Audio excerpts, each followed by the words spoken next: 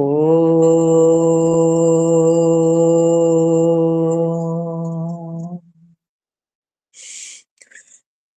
ओ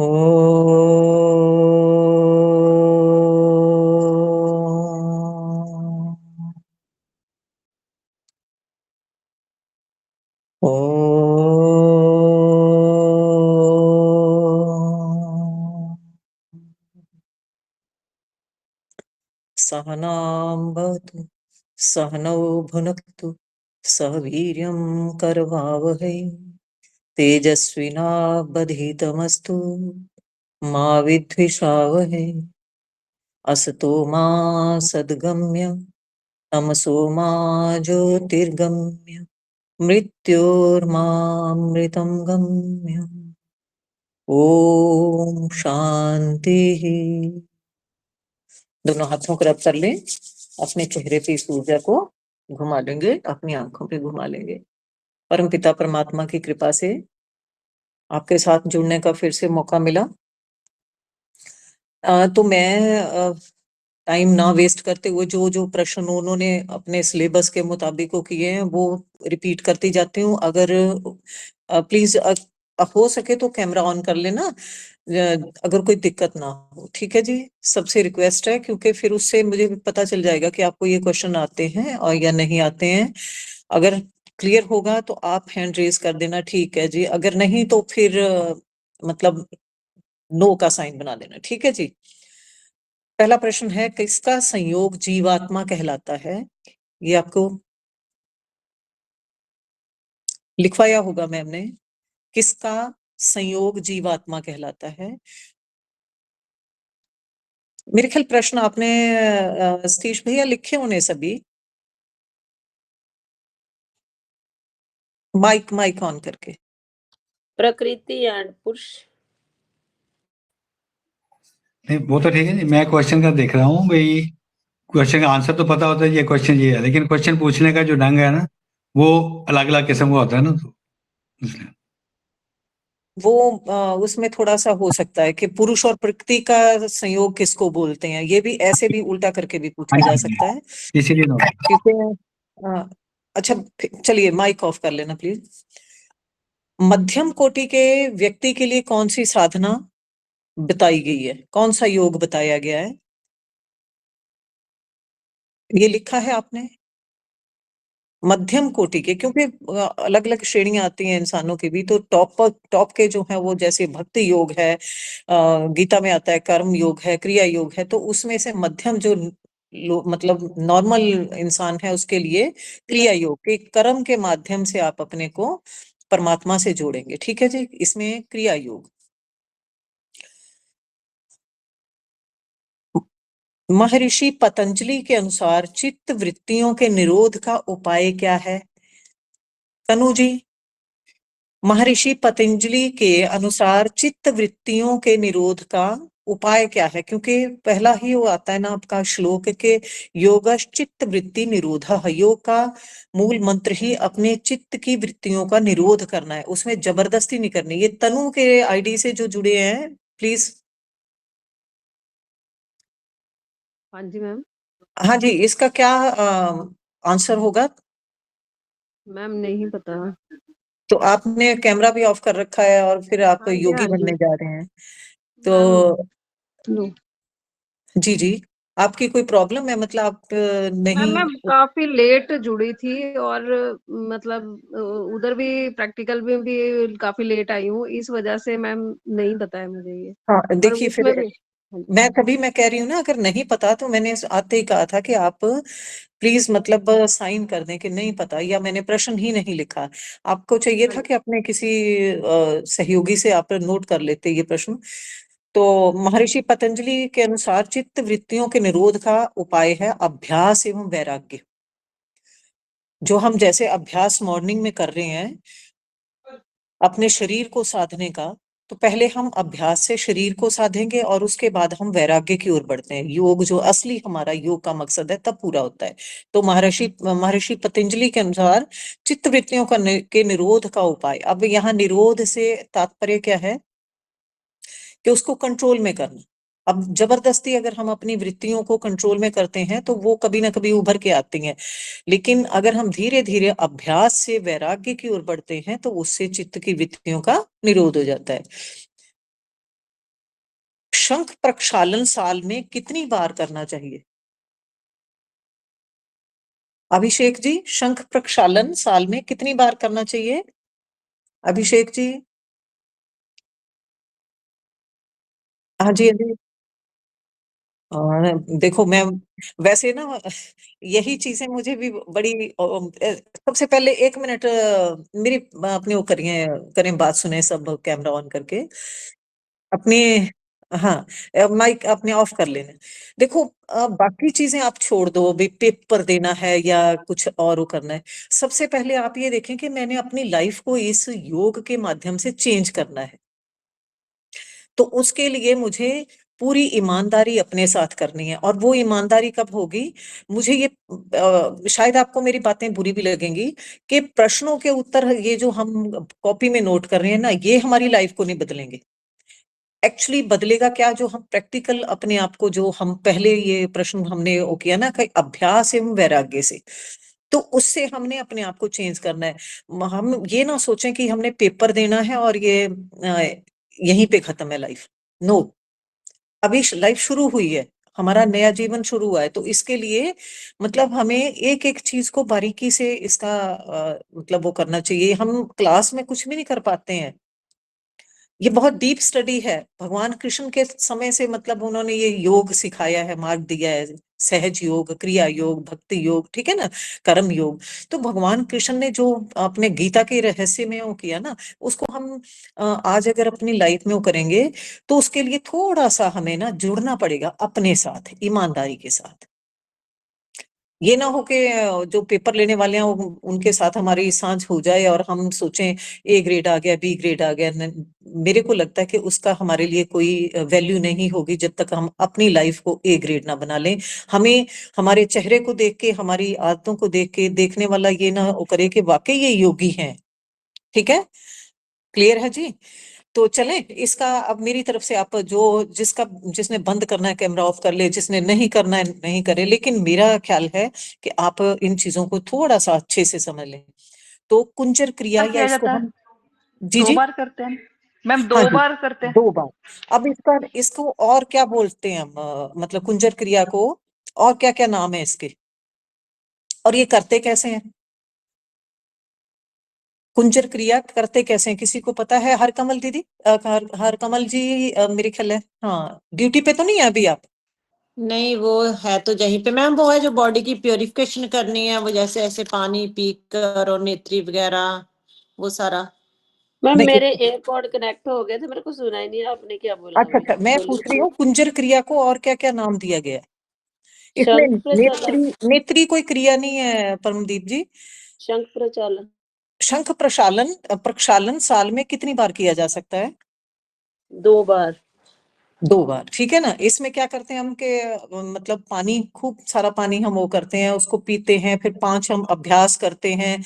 ताड़ासन है और मतलब त्रियक ताड़ है, ठीक है। तो उससे हमारा, और फिर उसमें हम क्या करते हैं, तब तक पानी पीते हैं जब तक हमारा पेट बिल्कुल लूज होके मतलब साफ नहीं हो जाता, ऊपर से वॉमिट नहीं आ जाती। और इसको हमें करना चाहिए किसी अच्छे एक्सपर्टी की देख रेख में, ठीक है। और अगर हम पहली बार कर रहे हैं ना, तो फिर उसके बाद हमें खाने में जैसे हल्का वो करना है, खिचड़ी वगैरह 2 दिन तक के लिए, और घी का प्रयोग करना है। तो ये चीजें जो है ना, थोड़ा सा किसी अच्छे एक्सपर्ट योगी के ऑब्जर्वेशन के बीच में करनी चाहिए, ठीक है जी। तो ये था शंख प्रक्षालन। और दूसरी इसकी आ रही है कि कुंजर क्रिया का दूसरा नाम क्या है, या कुंजर क्रिया हम कब कर सकते हैं, कितनी बार कर सकते हैं? अब देखिए, शंख प्रक्षालन भी पानी से है और कुंजर क्रिया में भी पानी का प्रयोग होगा। तो कुंजर क्रिया जो है वो हम मतलब हफ्ते में 2 बार कर सकते हैं, सॉरी 1 बार कर सकते हैं। कुंजर क्रिया कैसे करेंगे? वमन क्रिया भी इसको बोलते हैं। जैसे पानी पिया, खूब सारा लीटर 1.5 लीटर पानी पी लिया, हल्का सा उसमें सॉल्ट मतलब वो कर लिया, और उसको फिर हम वॉमिट से बाहर निकाल देते हैं, ठीक है। उसको बोलते हैं कुंजर क्रिया, या इसे गजकरणी क्रिया भी कहते हैं। वमन क्रिया भी कहते हैं। ठीक है जी। मैम दोबारा बोलना एक बार। गंज गज गज करणी, गज होता है हाथी, और हाथी क्या करता है अपने पेट, वो बीमार नहीं होता, हाथी अपने पेट को साफ रखने के लिए वॉमिट करता है, पानी पीता है और निकालता है। ठीक है, तो ये हफ्ते में एक बार हम इसे कर सकते हैं। ठीक है जी। गज करनी, दूसरी कौन सी बोली मैम? वमन क्रिया, इसको वमन क्रिया, कुंजर क्रिया, गजकरणी, एक ही नाम है तीनों। ठीक है जी। मैम जैसे एक्सक्यूज मी, आपका, मैं हाँ जी, मैम फिर दोनों में क्या मतलब शंख प्रक्षालन और इसमें फिर क्या है? दोनों में पानी पीते हैं, दोनों में वॉमिटिंग करते हैं, पर जी फर्क बताती हूँ। क्या? फर्क क्या है, ये है कि इसमें तो हम सिर्फ पानी वॉमिट करके साथ साथ ही निकाल देते हैं, पानी पिया थोड़ी देर के बाद हमने निकाल दिया। लेकिन उसमें क्या होता है, तब तक हमने पानी पीना है जब तक लूज मोशन होके पेट बिल्कुल क्लियर नहीं हो जाता है। ऊपर से पानी इतना, मतलब थोड़ी थोड़ी थोड़ी थोड़ी देर, मतलब सिप सिप करके हम पानी पी रहे होते हैं, और फिर हम साथ में एक्सरसाइज करके अपने जैसे बार बार हमें टॉयलेट जाना पड़ता है, फिर पानी पीते हैं आके, तो वो तब तक हम करते रहते हैं उस क्रिया को जब तक हमारा पेट बिल्कुल पतला होके, मतलब हमारे अंदर से सारा जो गंदगी है वो साफ नहीं हो जाती है, बिल्कुल मतलब पानी की तरह ही हमारा जो मोशन है वो ना आ जाए। ठीक है, अब उसमें देखो दोनों अपने मार्गों का उपयोग हुआ, माउथ का भी और हमारे उत्सर्जन मार्ग का भी, लेकिन इसमें केवल हमने वॉमिट किया। ठीक है जी।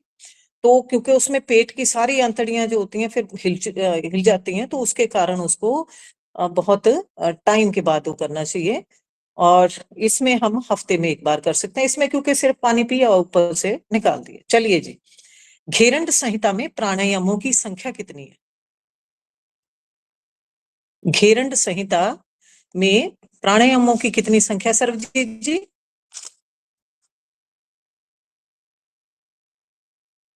सर्वजीत जी,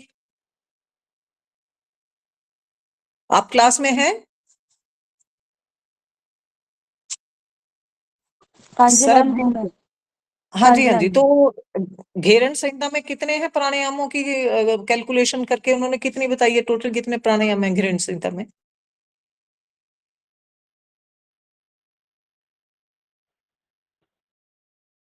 प्राणायाम मैम वैसे तो 8 हैं।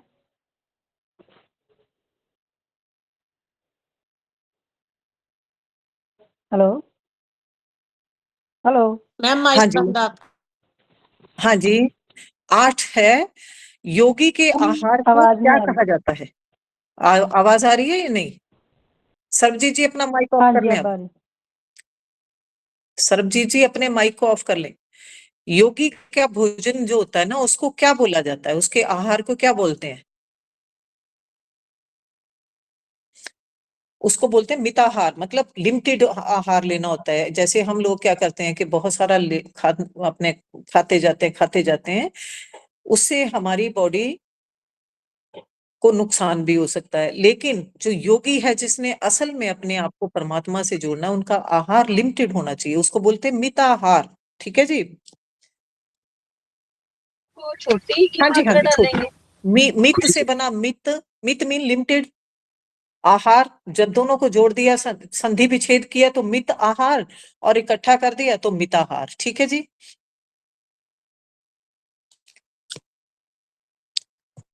आगे अगला प्रश्न था कि रोगी को कौन सा भोजन देना चाहिए, कौन सा आहार देना चाहिए रोगी को?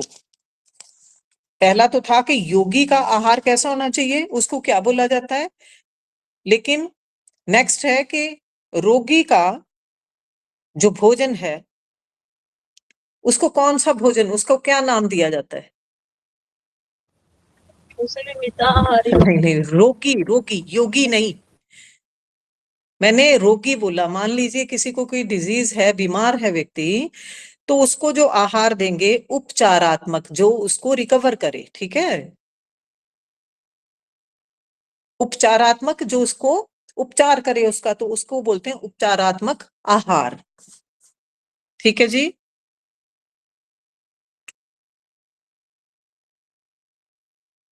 ये मेरे ख्याल आपने लिखे होंगे प्रश्न सारे, क्योंकि अगर हमें लिखवाए थे तो आपको भी लिखवाए होंगे। नहीं मैम लिखवाए। ये नहीं लिखवाए, ये दोनों नहीं थे, ये मैम नहीं दोनों लिखा नहीं आए, मैंने। ये दोनों ये नहीं चलो लिखवाए। कोई बात नहीं, लिख लीजिए फिर। योग पीठ की स्थापना कब हुई थी? ये लिखो। हाँ जी, लिखा हुआ है ना। योग पीठ की स्थापना कब हुई थी? मैम जे करवाया हुआ है हाँ जी, 5 हाँ जी। जनवरी 2004। 5 2005। 5 जनवरी 2005 को, ठीक है जी।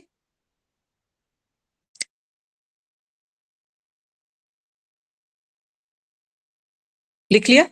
आगे है डायबिटीज में, मतलब डायबिटिक जो पर्सन है, मधुमेह में कौन कौन से आसन फायदेमंद होते हैं? ये सुबह डेली रूटीन में आपका मतलब प्रश्न वो होता है।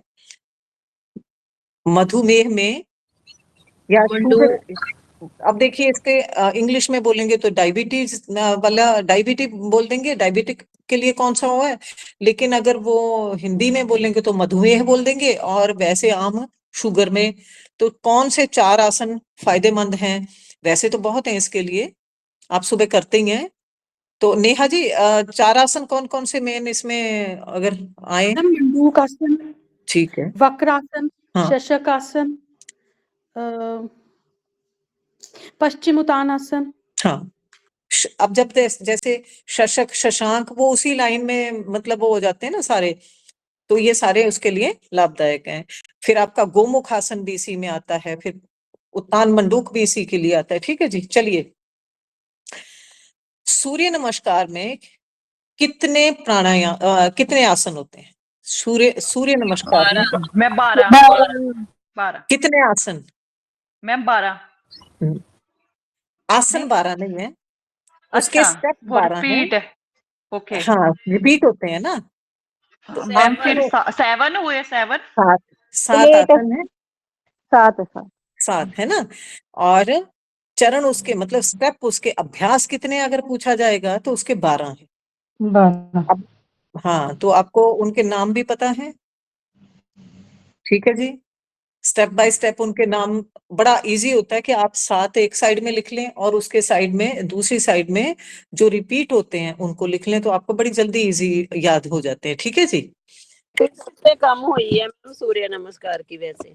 जी जी। चलो हम तो करते हैं तो पता है, अदरवाइज नए साधकों के लिए प्रैक्टिस बहुत कम हुई है सूर्य ठीक है नमस्कार। ठीक है, नहीं मैं बोलूंगी उनको कि क्योंकि एक्चुअली वही है ना कि मैं थोड़ा रेगुलर क्लास में नहीं जुड़ पाई ना, तो मतलब ये भी हो जाता है कि हम नहीं तो बता देते उनको भी, नहीं इसको करवा दीजिए। अब जब आपकी कहते हैं ना, सुबह किसकी ड्यूटी बताई है उन्होंने?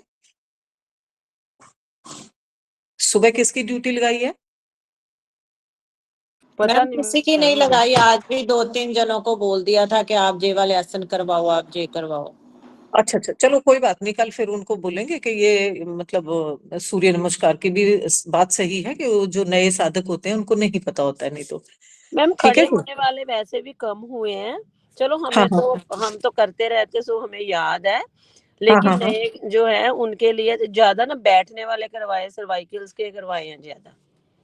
हाँ। ठीक है, नहीं थोड़ा सा ना ये 2-4 दिन जो भी आपके पास बचते हैं उनमें अभ्यास करवा दे, बोल देंगे उनको। ठीक है जी।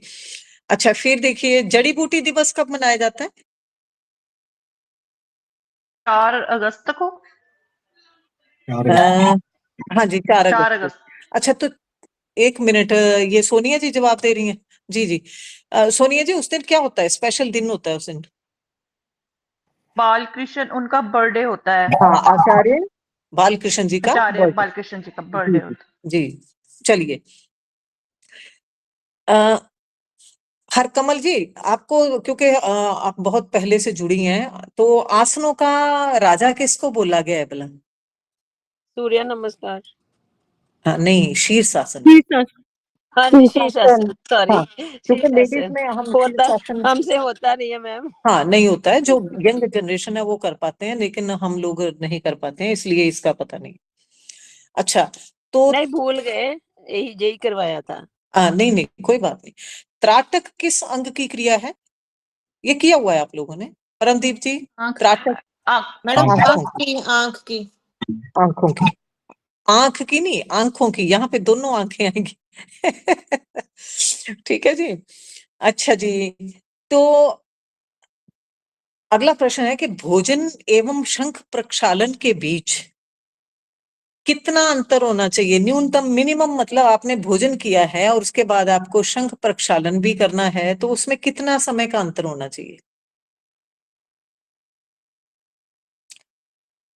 रात को भोजन करना चाहिए फिर अगर सुबह तो सुबह नहीं, ऐसा है वैसे तो, मतलब जैसे मॉर्निंग में आप वो करें तो बेस्ट है, लेकिन कई बार समय नहीं मिल पाता है, तो जैसे हम सुबह करते हैं ना कपाल भाती, भी इतना टाइम का इसमें गैप होना चाहिए, तो इसमें मिनिमम 3 घंटे का आपका गैप होना चाहिए। ठीक है जी। बाह्य स्रावी ग्रंथि कौन सी है? बाह्य स्रावी, ये मुझे भी वैसे इसमें कंफ्यूजन ही रही थी इतने टाइम तक। बाह्य, मैम स्पेलिंग बताओ बाह्य स्रावी के। हाँ जी, स्पेलिंग्स बाह्य स्रावी, हाँ इसके हाँ, स्पेलिंग्स। बा, ब मतलब बकरी वाला। ओहो, 1 मिनट, एक ना बुजुर्ग है नीचे, वो बहुत उन्होंने तप किया हुआ है, मैं उनको थोड़ा सा वो कर दूं भी। सुनिए क्या मैम, बोला? बाह्य स्रावी का स्पेलिंग बोलो। मुझे खुद नहीं समझ आया क्या है ये ये वाला नहीं है क्वेश्चन, नहीं हो रहा नहीं, अभी जो है। अभी 13 को प्रैक्टिकल है क्या? नहीं आहो, प्रैक्टिकल है, प्रैक्टिकल है। 13 एंड 21 जो भी चूज कर लो। नहीं मैडम जी, 21 को तो थ्योरी कह रहे हैं मैम। हाँ जी, 21 थ्योरी, 21 को थ्योरी है। 13 और 14 को हाँ, ये बोला क्या मैम ने वैसे? बाह्य स्रावी। बाहिर स्रावी। स्रावी, समझ नहीं आया।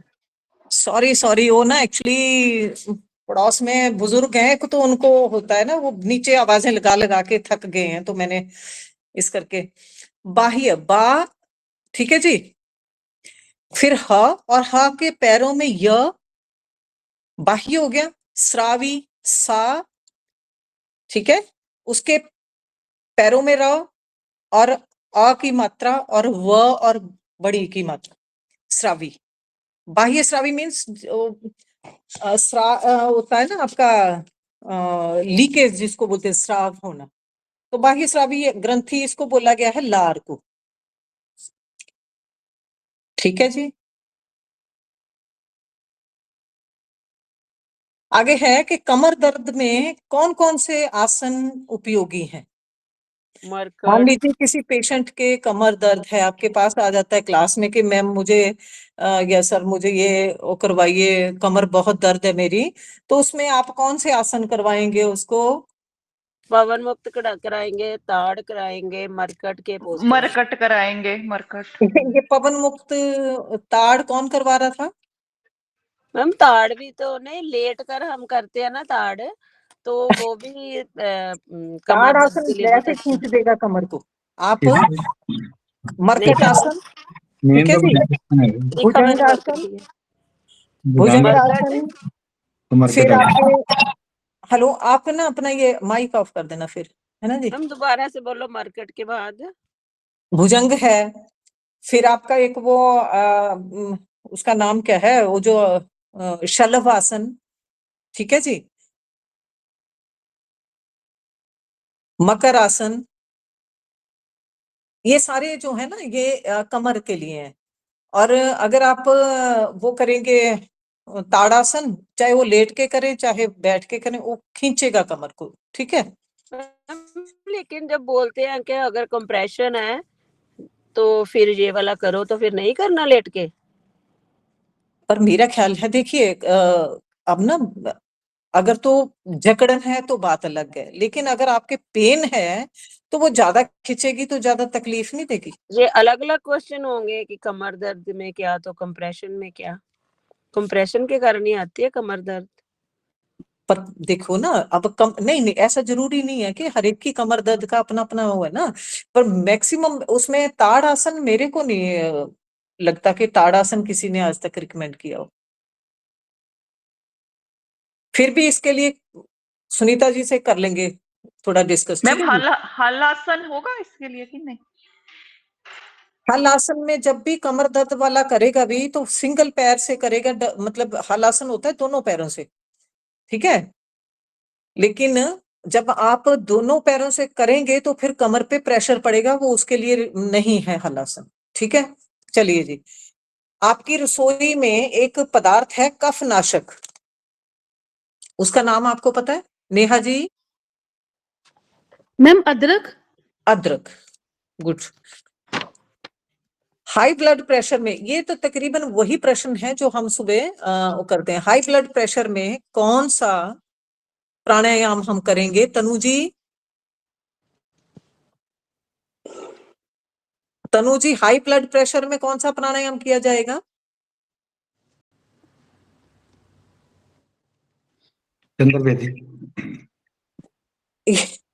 नहीं नहीं, ये तनु जी कौन है? ये तनु जी जुड़े जरूर हैं, वो सिर्फ हाजिरी लगवाने के लिए जुड़े हैं मेरे ख्याल है, बाकी वो मैम आसन वगैरह मैम ने बहुत कम करवाए हैं, मैं बहुत लेट जुड़ी थी, अभी नहीं मुझे पता, नहीं मैं मैम, ये वाला ऐसे नहीं आप एग्जाम भी बोल नहीं दे सकते हैं। पाऊंगी शायद। नहीं नहीं, आप देखिए जो बाकी जुड़े हैं ना, एक और मैं आपको बताऊं कि मुझे नहीं पता आप कैसे मतलब जुड़े हैं कैसे नहीं जुड़े हैं, वो तो आपको पता होगा, लेकिन अगर आप अपने लिए भी योग कर रहे होते ना अब तक, तो फिर उसका आपको काफी कुछ पता हो जाना चाहिए था। ठीक है साक्षी जी?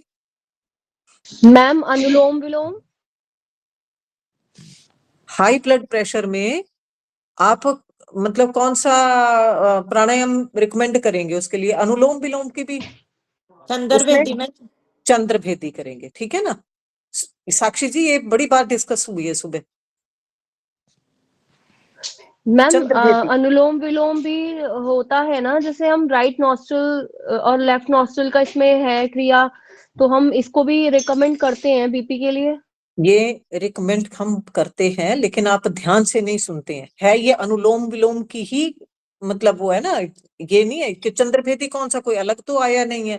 इसमें हमने श्वास को लेफ्ट नॉस्ट्रिल से लेना है और राइट से छोड़ देना है, फिर उससे लेना है फिर छोड़ देना, उसको चंद्रभेदी बोलेंगे। जिसका लो रहता है, जैसे आजकल अब ठंड का मौसम है, तो उसमें हाई अपने वो करने के लिए, ब्लड प्रेशर को नॉर्मल करने के लिए सूर्य भेदी करेंगे, जिनको तकलीफ रहती है। याद आया? मैम ये इसके पार्ट्स है ना, कि लेफ्ट से स्टार्ट किया और तो ये चंद्रभेदी हो गया, और राइट बेटा से जी किया। पता क्या होता है, देखिए पार्ट्स वहां पे जब प्रश्न आपसे पूछा जाएगा ना, तो आपको टिक लगाने के लिए आप ये नहीं कहेंगे कि इसका पार्ट है या वहां सिर्फ प्रश्न ये आएगा, तो आप वहां नहीं बहस सकते ना प्रश्न में।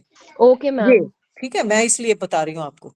आगे, पाप कर्म को क्या कहा जाता है? कौन से कर्म कहते हैं? पाप कर्म जो करते हैं उनको क्या बोला जाता है? अभिषेक जी कुछ याद है?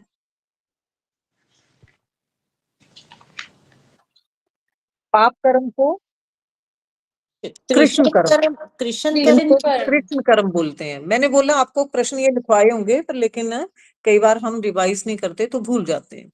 ये लिखवाया। चित्त की पांचवी वृत्ति कौन सी है? चित्त की पांचवी वृत्ति कौन सी है? ये है स्मृति। कौन सी? स्मृति।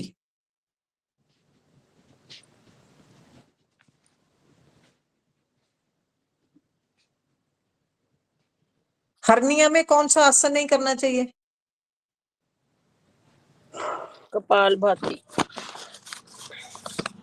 पश्चिमोत्तान भी नहीं करना चाहिए। कपाल तो अर्ध चक्कर हलासन। जो इसका ये ध्यान रखना है कि जिसमें हम पीछे को हमें मतलब वो करना पड़ता है ना, पश्चिमोत्तान तो आगे को है, तो आगे को तो कमर दर्द वाले को नहीं करना है, पीछे को झुकने वाले जो है वो हर्निया वाले को नहीं करने हैं। लेकिन कपाल भाती प्राणायाम में गिना जाता है, वो आसन नहीं है। इसमें जैसे मान लीजिए कि भुजंग आसन दिया है और आपका मकर आसन दिया, तो भुजंग आसन नहीं करेंगे। क्यों? क्योंकि उसमें उठना पड़ता है, तो ऊपर हमारी नाड़ियां पीछे को खींचती हैं, ठीक है ना? और दुष्ट आसन वगैरह भी नहीं करने चाहिए। हाँ, जो पीछे को, ये देखिए पेपर में ना, अब देखिए पेपर सेट करने वाले के ऊपर डिपेंड करती है बात कि कौन सा प्रश्न पूछ लेगा, तो उसमें जितने भी हम पीछे को झुकने वाले मतलब वो है, वो नहीं करेंगे। ठीक है, कमर दर्द में आगे नहीं झुकेंगे और हर्निया वाले पीछे को नहीं झुकेंगे। हमारे शरीर में कुल कितनी नस नाड़ियां हैं रजनी जी?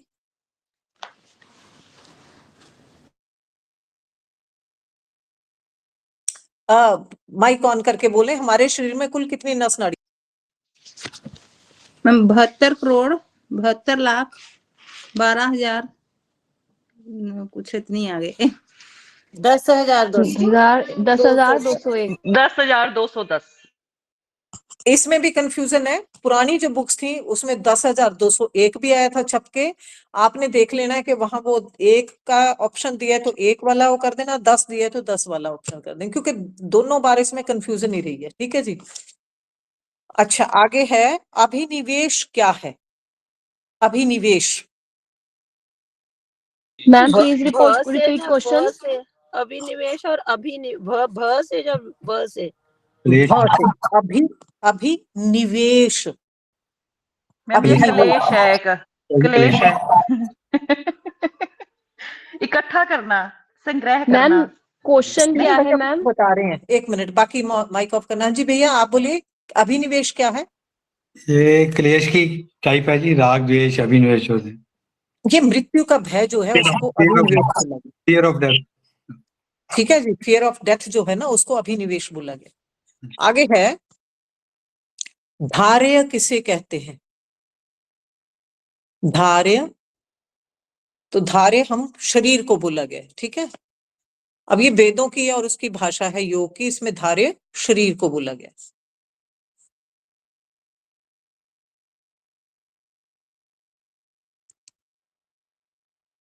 नाभि के गिरने पर कौन सा आसन उपयोगी रहेगा?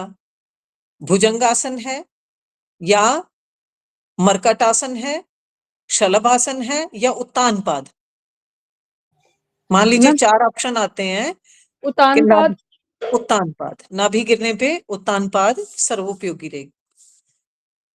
योग का आधारभूत ग्रंथ कौन सा है? उपनिषद है, भगवत गीता है, पतंजल योग दर्शन है या वेद है? पतंजलि। मैम ये वेद है।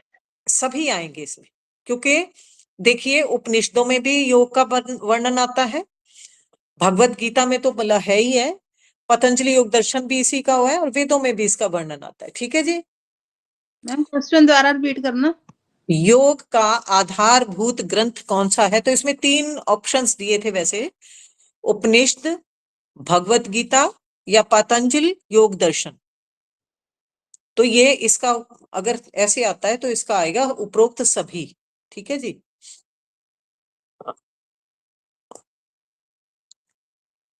लिख लिया जी? आपकी इतनी बार रिवीजन हो चुकी है वैसे, मेरे को पता नहीं, भी वो कहते हैं ना काफी हो गया है। और मैम ने अच्छा करवाया था, मैम बहुत अच्छा करवाया, हम भूल रहे हैं ना। हाँ, नहीं नहीं, मेरा मतलब भी फिर जब आप, मेरे को इतना पता है कि जब आप करने लगेंगे वहां पे ना, तो आपको फिर अपने आप वो याद आ जाएगा, नहीं ये आंसर था इसका। क्योंकि बहुत सारे जब प्रश्न आ रहे हैं ना तो कई बार हमारे दिमाग से स्लिप कर जाते हैं, लेकिन जब आपको पेपर आता है तो फिर याद आ जाती है, नहीं नहीं नहीं इसका आंसर ये है। ठीक है, तो इसमें घबराने की कोई वो नहीं है।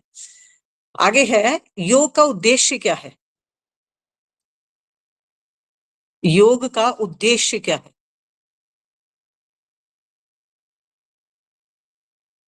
कोई बताएगा मुझे? आत्मा का परमात्मा से मिलना, पास से जुड़ना, मिलन है। आत्मा और जुड़ना। परमात्मा से मिलन। हाँ, कहीं ना कहीं आप, पर वहां पे आत्मबोध, चित आत्मबोध, अपना बोध करना। ठीक है जी, स्वयं का बोध हो जाए, हमें स्वयं की जानकारी मिल जाए, हम कौन हैं, कहाँ से आए हैं, कहाँ जाना है, क्या हमारे जीवन का उद्देश्य है, ये आत्मबोध। ठीक है। योग दिवस कब से मनाया जाता है? योग दिवस शुरू हुआ ना, तो ये इसकी शुरुआत कब से हुई? ये भी लिखाया गया होना प्रश्न आपको। 2015। मैम 21 जून 21 जून 2015। 2015 से। षट कर्मों के नाम, षट कर्मों के नाम।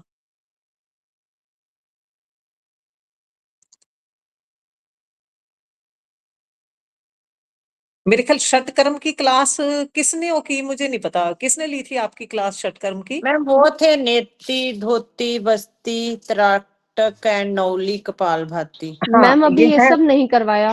ये अच्छा लिखवाया अच्छा। था क्वेश्चन।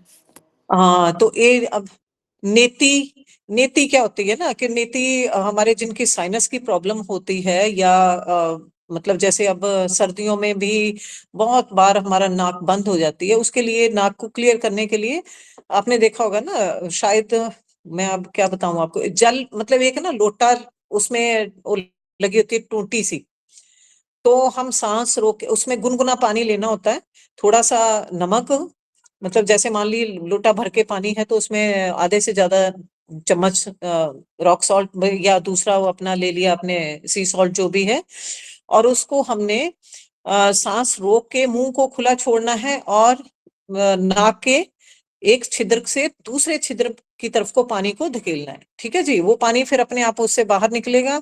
सेम फिर प्रक्रिया हम मुंह बंद मतलब खोल के ही करेंगे, सांस को हमने नाक से नहीं लेना है, फिर दूसरी साइड से करेंगे। ऐसे करने से हमारी नाक खुल जाती है। तो ये साइनस वालों के लिए या जिनको कोल्ड जाता नहीं है उनके लिए बहुत अच्छी हुआ है। ठीक है जी, ये कई तरह से हो जाती है। कैसे, अब नेति, फिर आगे है अब जल नेति, दुग्ध नेति भी होती है, घी नेति होती है, सूत्र नेति होती है, इसमें अलग अलग मतलब उसकी टाइप्स होती हैं। ठीक है जी, तो मैक्सिमम हम लोग जल नेति का करते हैं। फिर सूत्र नेति क्या होती है कि सूत का धागा जो होता है उसको नाक से दूसरी छिद्र से निकाल के है ना वो करते हैं, उससे भी हमारे अंदर जितनी भी गंदगी जमा होती है वो निकल जाती है। घृत नेति, घी को पिघला के उसको मतलब नाक से निकालना होता है, ब्रेन के लिए सबसे बड़ा होता है। फिर आपकी दुग्ध नेति, दूध के माध्यम से वो करनी, तो ये अलग अलग टाइप्स हैं। ठीक है जी, फिर धोती, धोती क्या होती थी, पतला मलमल का अपना वो पूरी निगल के फिर उसको बाहर निकालना, एक सिरा उसका मतलब मुंह में रखना और फिर बाद में उसको निकालना, तो उससे हमारे अंदर जितनी भी हमारी नाड़ियां थी वो साफ हो जाती थी। बस्ती, अब बस्ती का मुझे खुद को नहीं मतलब अभी तक मैंने इसके बारे में वो पढ़ा। त्राटक ये आंखों के लिए, ये है ना अंग त्राटक है, अपने ज्योति का त्राटक है मतलब दिए को करना। ठीक है जी, या बिंदु त्राटक है, किसी बिंदु पे फोकस करना। नौली, नौली ये जैसे अपने गुरुजी करते हैं सुबह कई बार वो पेट को, या हम भी हम लोग करते हैं ना, तो उसको नौली, पेट को आगे पीछे मतलब वो करते हैं खड़े होके। ठीक है जी, पेट की सारी इंद्रियां इससे हमारी आ, सही मैम हो जाती हैं। हाँ जी, उन्होंने बताया था कि जैसे नॉली है ना वो जेंट्स करते हैं, लेडीज नहीं करते। हाँ जी, हाँ जी, मैं वही अभी, एक मिनट, ये तो आज ये उसने बुजुर्ग ने जाके फिर घर पे हंगामा कर दिया होना कि ये इन्होंने मेरा फोन नहीं मेरे को अटेंड नहीं किया, तो एक मिनट। हाँ जी, तो लेडीज तब इसलिए नहीं करती क्योंकि हमारा जो सिस्टम है वो जेंट्स से थोड़ा सा अलग होता है। शीर्षासन में भी हम इसीलिए अवॉइड करते हैं, पूर्ण हलासन में भी लेडीज को मैक्सिमम वो किया जाता है कि जो छोटे बच्चे हैं वो तो करें, लेकिन जो मेच्योर हुए हैं वो थोड़ा अवॉइड करें, है ना जी। हाँ,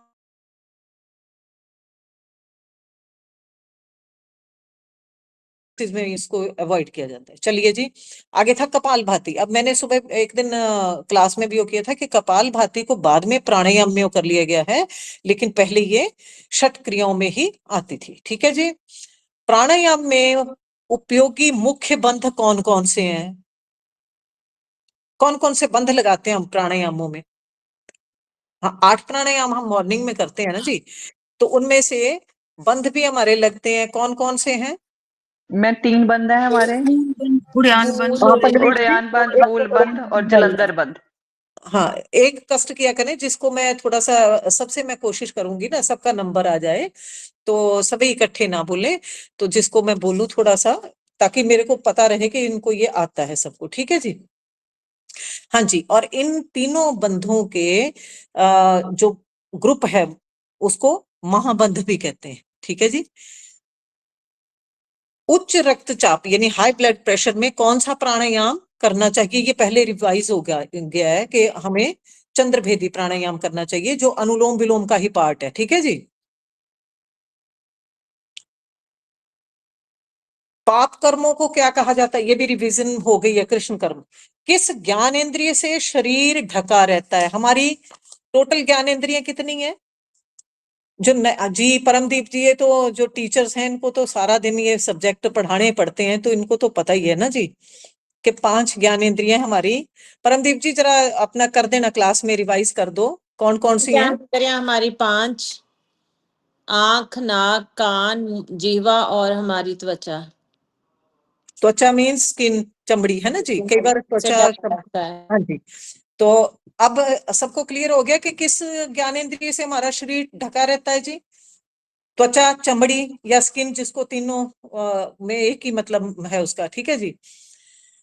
हठ योग के लेखक कौन है?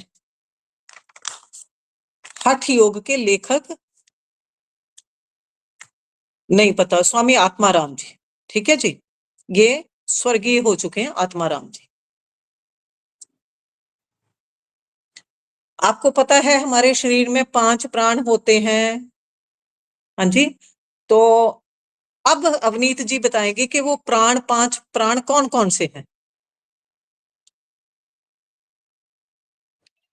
सब भूल गए, हाँ पर जी। लिखे हुए हैं, भूल हाँ गई। हाँ जी, आप में से किसको पता है वो हाथ खड़ा करके मुझे बता दे। मैं बता देता हूँ। जी जी हाँ जी। इसमें प्राण है उदान, समान, अपान और व्यान। और ये जो प्राण जिस जिस हिस्से में रहती है, जो कंठ से ऊपर तक होती है वो उदान होता है। जो हमारा कंठ से लेके हृदय तक है प्राण है। और नाभि से प्राण, हृदय से नाभि तक समान है। उसके नीचे फिर अपान है, मूलतः। तो जो सारे को कंट्रोल करता है, सारे शरीर को कंट्रोल करता है, वो व्यान। व्यान है, बिल्कुल, बहुत अच्छे जी। और अब देखिए भैया ने ये बहुत बढ़िया तरीके से बता दिया कि 5 प्राणों की पोजीशन क्या। इसके के लिए हमारे जो प्राणायाम है वो भी अलग अलग तरीके से किए गए हैं। ठीक है जी। तो उसमें देखिए उन्होंने तो बिल्कुल क्लियर कर दिया। तो इसमें प्रश्न है कि नाभि से नीचे जो प्राण है उसको क्या बोला जाता है? तो सोनिया जी आप बता देंगे, नाभि से नीचे जो प्राण है।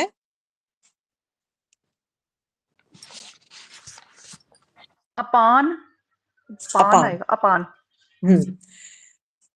अच्छा, अब कई बार क्या होता है कि जब आपका प्रैक्टिकल हो रहा होता है ना, तो उसमें आसन जब सूर्य नमस्कार के वो पूछे जाते हैं, तो उसमें प्रश्न को तोड़ के पूछा जाता है कि सूर्य नमस्कार में तीसरे नंबर पे कौन सा आसन आया या 5वें नंबर पे, ऐसे मतलब वो किया जा सकता है। तो इसका थोड़ा सा क्लियर कर लेना, ठीक है ना जी। कि पहले पे जैसे प्रणाम है, दूसरे पे हस्तोत्तान है, तीसरे है ना जी, ऐसे पादहस्त है, ऐसे सबको इनको क्लियर कर लेना। अगर नहीं होगा मैं कल आपको क्लियर करवा दूंगी दोबारा से भी। ये उनको मॉर्निंग में हम प्रैक्टिस करवा देंगे कि ये ऐसे ऐसे मतलब वो करना है। ठीक है जी, क्योंकि बार बार अभ्यास से हम परफेक्ट हो जाते हैं। चित्त की सॉरी, ये तो पहले भी हो गया कि 5वीं वृत्ति कौन सी है, स्मृति है। हर्निया में कौन सा आसन वर्जित है, ये भी हो चुका है। सहयोगी प्राणायाम का, अनुलोम विलोम का सहयोगी प्राणायाम कौन सा है? इसमें एक है जी, हर्निया के रोगी के लिए तो हो गया भाई, पीछे झुकने वाला नहीं करना, पेट के ऊपर जोर नहीं पड़ना। लेकिन हाँ, लेकिन जिसका ऑपरेट हुआ है वो तो उसको ना आगे वाला ना पीछे कोई भी नहीं करेगा जिम में। कोई भी नहीं करेगा। ऑपरेशन वाले के लिए तो फिर अपने आसन तो कोई भी नहीं होगा ना, उसके लिए हल्के फुल्के प्राणायाम होंगे। उसमें भी आप कपालभाति भी नहीं करेंगे, झटके वाला कोई वो नहीं करेंगे। कोई नहीं, पेट के ठीक है ना। ऊपर जो बल पड़ता है उसका नहीं होगा। दूसरे सूक्ष्म क्रियाएं कर सकते हैं वो। सूक्ष्म क्रियाएं कर सकते हैं, वो भी जोर से नहीं करेंगे, क्योंकि जब ऑपरेट हुआ हो तो हमारी नाड़ियां खींचनी नहीं चाहिए। ठीक है जी। हाँ, हल्के फुल्के मतलब वो करें। और अनुलोम विलोम मैक्सिमम करें, भस्त्रिका कर लें, अनुलोम विलोम मैक्सिमम करें। ठीक है जी। आगे है कि मैंने पूछा अनुलोम विलोम का सहयोगी प्राणायाम कौन सा है? वही आ गई चंद्रवेदी और सूर्यवेदी। हाँ, और एक हमारा सहयोगी और प्राणायाम भी है, नाड़ी शोधन। नाड़ी शोधन। नाड़ी शोधन, ठीक है जी। शरीर की मुख्य कितनी नाड़ियां हैं? 72,000। 45, 40, नहीं नहीं, वो नस नाड़ियां नहीं पूछी मैंने, सिर्फ 32 था। तीन नाड़ियां मैम, मेन जो तीन है, ईड़ा, पिंगला और पिंगला सुषुम्ना, सुषुम्ना। ठीक है ना। तीन अच्छा, ईड़ा को योग की भाषा में क्या बोला गया है? ईड़ा को बोला गया है गंगा, पिंगला को यमुना और सुषुम्ना को सरस्वती, ठीक है ना। गंगा यमुना सरस्वती आपके शरीर के बीच में ही बहती हैं अभी। मैम एक बार और रिपीट कर दीजिए वाला। हाँ जी, हाँ, शरीर की मुख्य नाड़ियां कितनी हैं? शरीर की मुख्य नाड़ियां कितनी हैं? अब 1 2 3 करके कर लेना। ईड़ा, नंबर 2 नीचे को कर लो ना, पिंगला, 3 पे सुषुम्ना।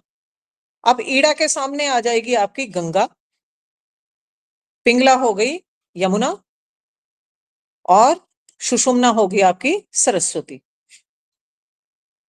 अब थोड़ा सा मैं इसी से रिलेटेड आपको वो कर दूं।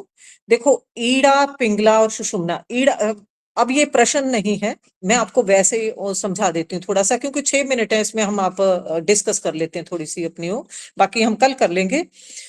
तो ईड़ा क्या है? हमारी पिछली सारी सोच जो होती है वो ईड़ा में कंट्रोल रहती है। हम जो कुछ भी सोच रहे होते हैं, जो कुछ भी हमारे पिछले जन्मों का लेखा जोखा होता है, वो हमारी ईड़ा नाड़ी में स्टोर रहता है। और कई बार, और ईड़ा जब यहाँ से जाती है हमारी बॉडी से, तो यहाँ आगे से क्रॉस होके वो ब्रेन के राइट साइड को कंट्रोल करती है।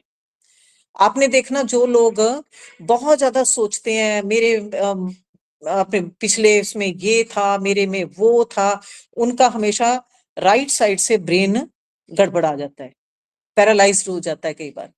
जो आगे की बहुत ज्यादा सोचते हैं, अब जो पिंगला है वो कंट्रोल करती है, यहाँ आके वो घूम जाती है हमारी लेफ्ट साइड को। तो जो बहुत ज्यादा सोचते हैं आगे की, ये होगा, वो हमेशा स्ट्रेस में रहते हैं, तो माइग्रेन रहेगी, चिड़चिड़ापन रहेगा, गुस्सा बहुत आएगा। क्योंकि यहाँ पे जब हमारी ये दोनों नाड़ियां क्रॉस होती हैं आगे पे आके, तो है तो पतली नाड़ियां है वो, तो जब क्रॉस होंगी, अगर बहुत ज्यादा टेंशन में रहेंगे, तो जो नाड़ी ज्यादा एक्टिव रहेगी वो फूल जाएगी बैलून की तरह, और यहाँ से क्रॉस नहीं हो पाएगा उसका जो सोच की शक्ति है। तो उससे क्या होगा, फिर वो खिंचाव रहेगा, हमारे आज्ञा चक्र फिर खुल नहीं पाता। और सुषुम्ना कौन सी है? और बीच में से जब क्रॉस होती है, जब हम प्रेजेंट में रहते हैं, जैसे अभी हम काम कर रहे हैं, लेकिन चित्त हमारा बहुत जगह भटका होगा, ठीक है।